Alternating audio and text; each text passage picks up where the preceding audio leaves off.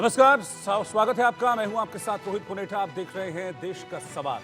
आज सवाल है कि अरविंद केजरीवाल कट्टर ईमानदार हैं या फिर दिल्ली की शराब नीति में भ्रष्टाचार हुआ, घोटाला हुआ। इस पर फाइनल फैसला आखिरकार कब तक आएगा? ये सवाल इसलिए क्योंकि शराब घोटाले की जांच में घिरे दिल्ली के सीएम को आज सुप्रीम कोर्ट से राहत मिल गई। कोर्ट ने उन्हें ईडी के मामले में अंतरिम जमानत दे दी, लेकिन इसके बावजूद केजरीवाल जेल से बाहर नहीं आ पाएंगे। रिहाई उन्हें अभी नहीं मिल पाएगी क्योंकि शराब घोटाले में सीबीआई ने भी केस दर्ज किया है और इस मामले में अरविंद केजरीवाल अभी न्यायिक हिरासत में। यही वजह है कि अंतरिम जमानत मिलने के बावजूद केजरीवाल सलाखों के पीछे ही रहेंगे। लेकिन अंतरिम जमानत मिलने के बावजूद केजरीवाल की रिहाई नहीं होने पर सियासत गरमा रही है। आम आदमी पार्टी ने जांच एजेंसियों पर सवाल खड़े कर दिए और आरोप लगाया कि बीजेपी के इशारे पर ही एजेंसियां काम कर रही हैं। बीजेपी ने भी पलटवार करने में देर नहीं। ईडी की चार्जशीट का हवाला देकर बीजेपी ने केजरीवाल को घोटाले का किंग पिन बता दिया। हालांकि सियासत के बीच 17 जुलाई को केजरीवाल की जमानत पर दिल्ली हाईकोर्ट में सुनवाई होगी, लेकिन सवाल है कि क्या हाईकोर्ट से भी अरविंद केजरीवाल को राहत मिलेगी और क्या सुप्रीम कोर्ट के फैसले का असर दिल्ली हाईकोर्ट में जमानत पर होने वाली सुनवाई पर नजर आएगा? इसी मुद्दे को लेकर हम चर्चा करेंगे। कई खास मेहमान भी हमारे साथ जुड़ेंगे, लेकिन सबसे पहले आज क्या हुआ सुप्रीम कोर्ट में, ये रिपोर्ट आती है।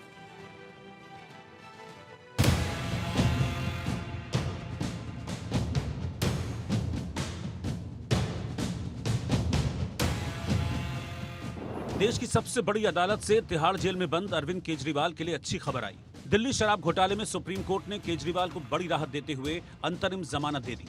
सुप्रीम कोर्ट ने कहा, अरविंद केजरीवाल 90 दिनों से ज्यादा समय से जेल में बंद हैं, इसीलिए उन्हें अंतरिम जमानत देते हैं। वो एक निर्वाचित नेता हैं, मुख्यमंत्री बने रहना है या नहीं ये वो खुद तय करें। साथ ही कोर्ट ने ईडी पर सवाल खड़े करते हुए कहा कि सिर्फ पूछताछ के आधार पर गिरफ्तार नहीं कर सकते। इसके साथ ही केजरीवाल की गिरफ्तारी को चुनौती देने वाली याचिका को बड़ी बेंच भेज दिया गया। लेकिन अंतरिम जमानत मिलने के बावजूद दिल्ली के सीएम को रिहाई नहीं मिली है। वजह है शराब घोटाले में दूसरा केस सीबीआई ने दर्ज किया है और इस मामले में केजरीवाल न्यायिक हिरासत में हैं।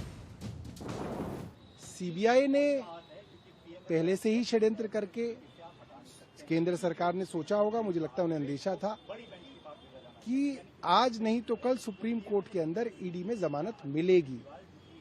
इसलिए जमानत मिलने के बाद भी वो जेल में रहें और उनका समय सीबीआई के मामले में भी बर्बाद हो, इसलिए उनको जेल में रखा गया था। सीबीआई ने अरेस्ट किया था।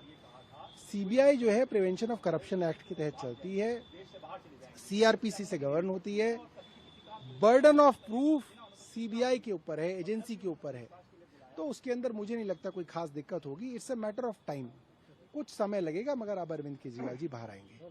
इंटरिम बेल मिली है माननीय मुख्यमंत्री अरविंद केजरीवाल जी को, ये सिर्फ इसलिए मिली है क्योंकि एक point of law larger bench को रिफर करा गया है। जब भी कोई चीज लार्जर बेंच को रिफर करी जाती है, उसकी सुनवाई में थोड़ा समय लगता है, लेकिन इसमें दो बातें बहुत महत्वपूर्ण हैं। कुछ दिन पहले ईडी ने एक बहुत ही डिटेल्ड चार्जशीट कोर्ट के समक्ष रखी थी। उस चार्जशीट के तहत व्हाट्सएप चैट्स, साक्ष्य और बाकी के बाकी तथ्य देखकर ये पता चला था कि माननीय मुख्यमंत्री अरविंद केजरीवाल जी शराब घोटाले के किंग पिन हैं। केजरीवाल को रिहाई नहीं मिलने पर सियासत शुरू हो गई। बीजेपी ने ईडी की चार्जशीट का हवाला दिया, जो 2 दिन पहले जांच एजेंसी ने कोर्ट में दाखिल की थी, जिसमें ईडी ने दावा किया था केजरीवाल घोटाले के किंग पिन हैं। आपराधिक आय की जानकारी केजरीवाल को थी और घोटाले का पैसा गोवा चुनाव में इस्तेमाल हुआ था। लेकिन इसके बावजूद सुप्रीम कोर्ट से दिल्ली के सीएम को राहत मिली। हालांकि रिहाई नहीं मिली तो आम आदमी पार्टी बिफर पड़ी। जब ये इस पार्टी को रोक नहीं पाते तो उनके सारे लीडर्स को जेल में डाल देते हैं, सारे लीडर्स को जेल में डाल देते हैं 2-2 साल से। तो ऐसी परिस्थिति में न्यायालय का ऐसा जो आदेश, ऑर्डर आया है, वो निश्चित रूप से बहुत सुखदायी है। और मेरा ये मानना है कि पार्टी इंपॉर्टेंट नहीं होता है, देश इंपॉर्टेंट होता है। देश के हित में ये बहुत ज़रूरी है कि कोई तानाशाह आकर किसी एक पार्टी को, किसी विपक्षी दल को इस तरीके से खत्म करने का प्रयत्न ना करे। इसलिए ऐसे जजमेंट्स देश के इतिहास में स्वर्ण अक्षरों पे लिखे जाने चाहिए। जांच एजेंसी और न्यायपालिका का बीच का निर्णय है और अंतरिम बेल मिलने का मतलब ये नहीं होता है कि आप अपराध मुक्त हो गए हैं। एक बार न्यायालय का निर्णय स्पष्ट आने दीजिए। लेकिन ये दिल्ली की जनता अच्छे से जानती है कि अरविंद केजरीवाल ने जिस तरह से शराब नीति में घोटाला किया है, चोरी की है, उसी तरह से नया स्कैम बिजली का है जिसमें दिल्ली की जनता को लूटने की साजिश की जा रही है। केजरीवाल को लेकर दिल्ली के सियासी गलियारे का तापमान लगातार चढ़ रहा है। रिहाई नहीं मिलने पर बीजेपी और आम आदमी पार्टी के बीच जुबानी जंग भी छिड़ गई है।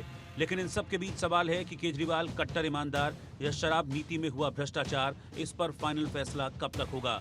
और सवाल ये भी है कि आज सुप्रीम राहत तो मिल गई, लेकिन क्या 17 जुलाई को हाई कोर्ट से केजरीवाल को रिहाई मिल पाएगी।